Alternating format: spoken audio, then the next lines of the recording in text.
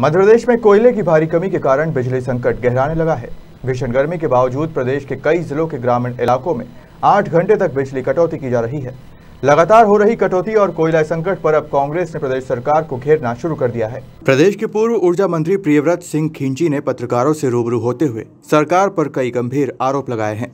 प्रियव्रत सिंह खींची का आरोप है कि प्रदेश का एक गाँव अंधेरे में डूबा हुआ है। उन्होंने कहा कि घोषित और अघोषित बिजली कटौती पूरे प्रदेश में हो रही है। पूर्व मंत्री प्रियव्रत सिंह खींची ने सरकार पर आरोप लगाते हुए कहा कि सरकार कोयले की कमी जानबूझकर बना रही है। प्रदेश में आज भयावह बिजली संकट हो गया है।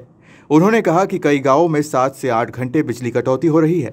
सरकार की नाकामी के चलते प्रदेश अंधेरे में डूबा है। जाते हैं जनता के और मध्य प्रदेश आज अंधकार में है। आज के समय में जब आवश्यकता पड़ती है आपको ये देखने की कि एनर्जी एक्सचेंज का हिसाब किताब क्यों नहीं देते हैं? एनर्जी एक्सचेंज का हिसाब किताब दें।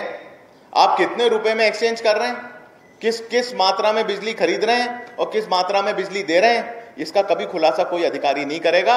मैं आपको बताना चाहूंगा कि एनर्जी एक्सचेंज में भी मध्य प्रदेश को भारी घाटा हो रहा है। जनरेटिंग हमारी जो ट्रांसमिशन कंपनी और पावर मैनेजमेंट कंपनी है, दोनों के मिसमैनेजमेंट के कारण एनर्जी एक्सचेंज में भी हम लोग बड़ा घाटा खा रहे हैं।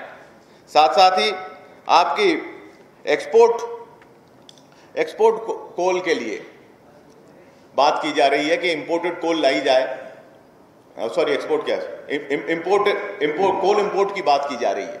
अब कोल इंपोर्ट होता है इंडोनेशिया से, ये आप सब जानते हैं। इंडोनेशिया है दक्षिण एशिया के अन्य देशों से, ऑस्ट्रेलिया से या दक्षिण एशिया के अन्य देशों से, जहां पे भी कोयला हम इंपोर्ट कर सकते हैं। ये इंपोर्टेड कोयला आता है बंदरगाहों पर। कोल के हमारे पास अच्छे रिजर्व हैं।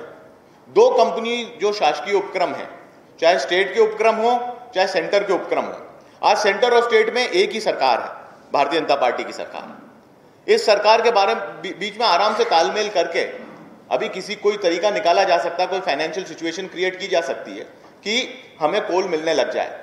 परंतु तैयारी पूरे देश में यह है कि कोल इंडिया को बंद करो, उससे बोलो कि कोल इंडिया घाटे में चल रहा है और अडानी के बंदरगाहों को कोयले से भरो और अडानी को फायदा पहुंचाओ और बंदरगाहों को से कोयला उठाओ। अब इसमें पूरे में एक तो अडानी जी, मोदी जी, शिवराज जी और वो सारे ट्रांसपोर्टर्स का जो स्कैम है, भारतीय जनता पार्टी के नेता इसमें इन्वॉल्व हैं और एक बड़ा स्कैम करने की तैयारी पूरे देश में की जा रही है कोयले की कमी को बता के।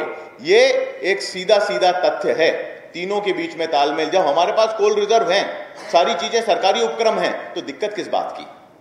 साथियों, एक और बात है कि सरदार सरोवर प्रोजेक्ट है, यहां 57% बिजली हमें मिलनी है जो सरदार सरोवर से उत्पादन होती है, ये ड्रॉ नहीं की जा रही है।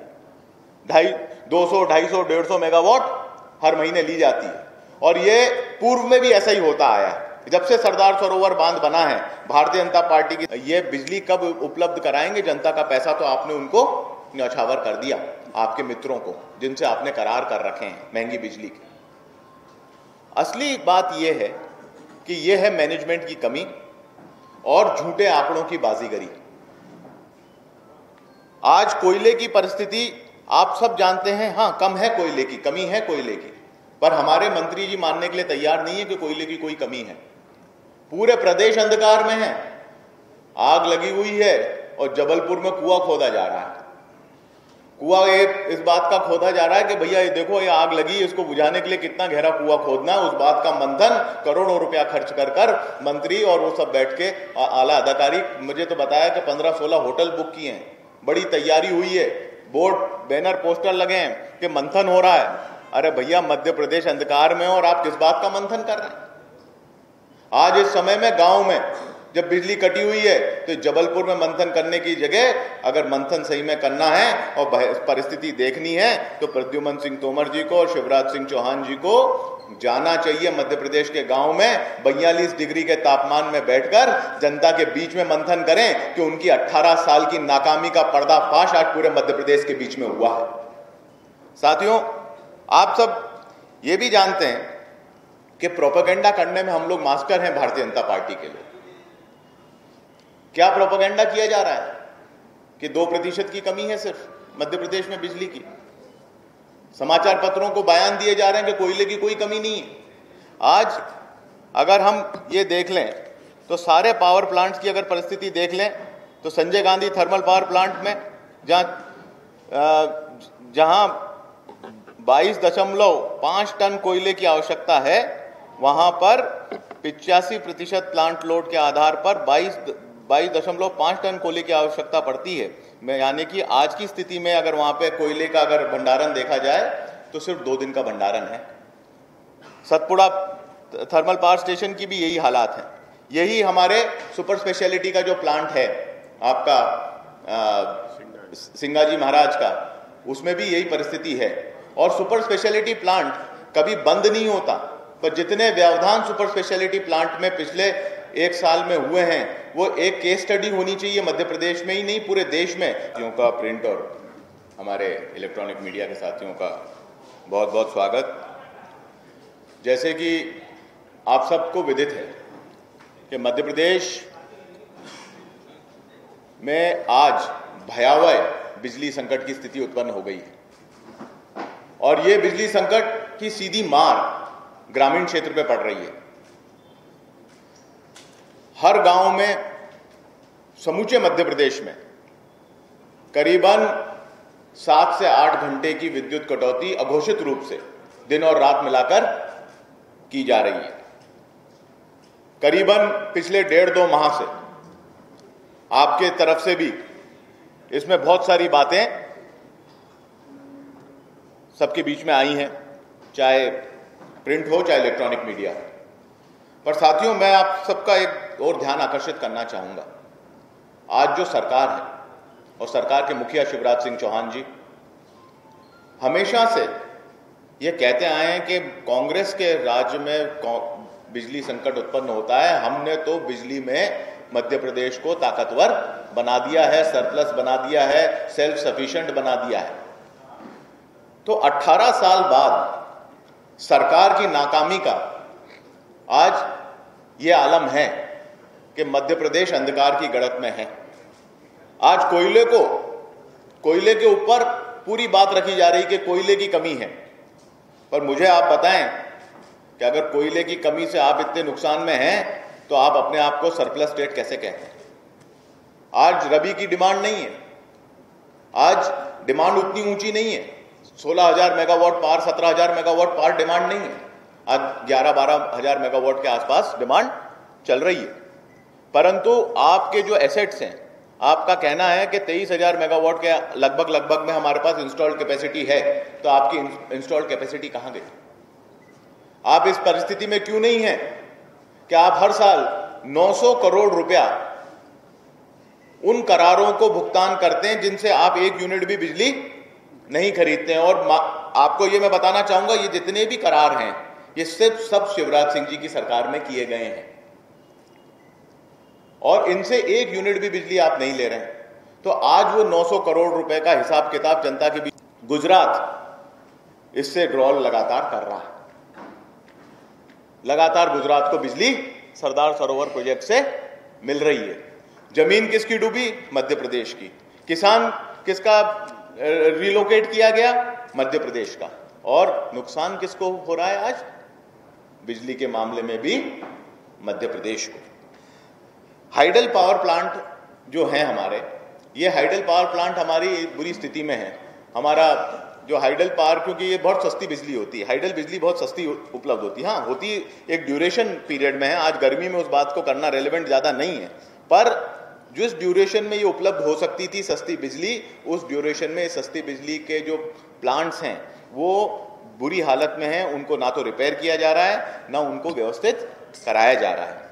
साथ साथ ही आज कई स्टेट्स सरप्लस विंड पावर, जो हमारे तटवर्तीय स्टेट हैं, वो बहुत कम कीमत में विंड एनर्जी ओपन मार्केट में दे रहे हैं, पर उस पॉसिबिलिटी को भी मध्य प्रदेश की सरकार एक्सप्लोर नहीं कर रही है, ना उसमें हम कोई विंड पावर खरीदने की प्रयास कर रहे हैं। सोलर पावर प्लांट के बारे में बड़े बड़े दावे जो मध्य प्रदेश सरकार ने किए हैं, आज गर्मी के मौसम में जब सोलर इंडेक्स बहुत हाई है, तो फिर आपके रीवा के प्लांट का क्या हो रहा है?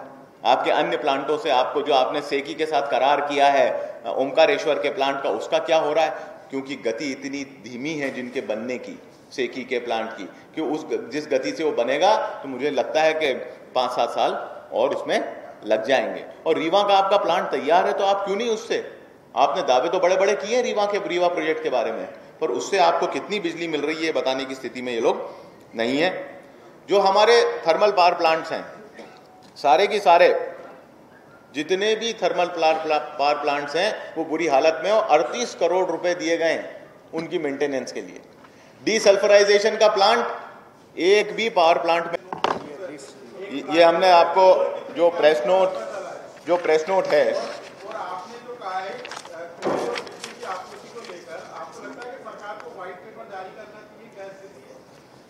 मध्य प्रदेश जेनको की बीरसिंहपुर इकाई बीते 20 दिनों से बंद थी। एनटीपीसी खरगोन बंद है 15 दिनों से, हमारा 330 मेगावाट का हिस्सा उससे नहीं मिल पा रहा। एनटीपीसी गाडरवारा पार कई दिनों से बंद है, जहां से 400 मेगावाट हमें नहीं मिल पा रही। आप सुन लें, एनपीटीसी श्रीपत की भी यही स्थिति है, विंध्याचल की भी यही स्थिति है, और बाकी के जो पावर प्लांट हैं जो चलाए भी जा रहे हैं, जो मध्य प्रदेश जेनको के हैं, वो उसमें प्लांट लोड बहुत कम है। अगर आप देखेंगे ये ही आंकड़ों की को कागजी बाजीगरी है। किसी प्लांट को 10% पे बताया जा रहा है, किसी को 25% पे बताया जा रहा है, किसी को 15% पे बताया जा रहा है, कभी किसी को 30 पे बताया जा रहा है। इतने कम लोड पे अगर प्लांट चलाए जा रहे हैं तो उसकी फिजिबिलिटी क्या है? फिजिबिलिटी नहीं है, फिजिबिलिटी नहीं है। और बिना फिजिबिलिटी के ये कागज में किसी को दिखाया जा रहा है और किसी को कन्वर्ट किया जा रहा है, ये जबकि प्लांटों की स्थिति बिल्कुल ठीक नहीं है। और जो आपके नुकसान हुआ है, जो सुपर स्पेशलिटी प्लांट में जो नुकसान हुआ है सिंगाजी महाराज के, यही अनुरोध है। सारनी में क्योंकि प्लांट बहुत पुराना है, हमने उसको राइट ऑफ करने की भी बात की थी, और नया प्लांट 2 साल बीत गए, 2 साल में कोई गतिविधि नहीं हुई है कि सारनी में नए प्लांट्स का स्थापित, क्योंकि 4 से 5 साल एक नए प्लांट को बनने में लगते हैं और 5 से 6 साल में नया प्लांट कमीशन हो पाता है। तो अगर ये जल्दी कर लेते तो एक एसेट, जो जमीन एसेट हमारा सारनी में बहुत बड़ा एक स्टैब्लिशमेंट जो सारनी में बना हुआ है, वो इफेक्टिवली अगले 1-8 साल में काम में आ सकता था, परंतु उसके लिए भी कोई प्रयास नहीं किए गए। ये जो सुपर क्रिटिकल स्पेशलिटी प्लांट जो बंद हुआ 2-2 बार, ये दर्शाता है कि किस प्रकार से शिवराज सिंह चौहान जी ने पूरे की सरकार ने पूरे के पूरे मध्य प्रदेश की बिजली की स्थिति खराब कर दी है। आज सिर्फ यही नहीं, उत्पादन और सप्लाई नहीं, पर आपका आउटसोर्स का कर्मचारी अपनी मांगों को लेकर खड़ा हुआ है। अब मंत्री जी कहते हैं मैं लाइनमैन के साथ दोना पत्तल में खाना खाऊंगा। अरे वो दोना पत्तल में आपके साथ खाना नहीं करना चाहता, वो चाहता है कि अगर मैं संविदा में हूं तो मुझे परमानेंट करने का रास्ता बताएं, अगर मैं आउटसोर्स में हूं तो मुझे क्या सुविधाएं सरकार दे। बिल्कुल इतनी आवश्यकता ही नहीं थी। मध्य प्रदेश को सरप्लस स्टेट बताने के लिए आप करार करते गए, जिस कीमत में करार किया हुआ उसमें करते गए आप।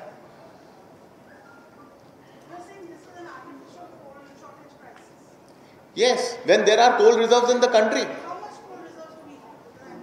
And that is on the, I cannot exactly give you the number, but we have enough coal resources to run our thermal power plants at the moment. See, when you have coal is a natural resource, you do not have to produce, you have to only excavate it. The excavation is going on. Coal blocks are being allotted to people. That has not stopped. People who have not paid up are not being given coal by the government. And the coal in India is not a private sector enterprise, it's a public sector enterprise. Coal India allocates blocks from different coal fields to different people who demand coal, private and government centric. So the it's a government to government transfer. Here no private person is involved. Coal India can stop coal to private people and private players and start supplying to the government sector. It is completely public owned. There is no private party in between. Bhopal से उमेश यादव की report.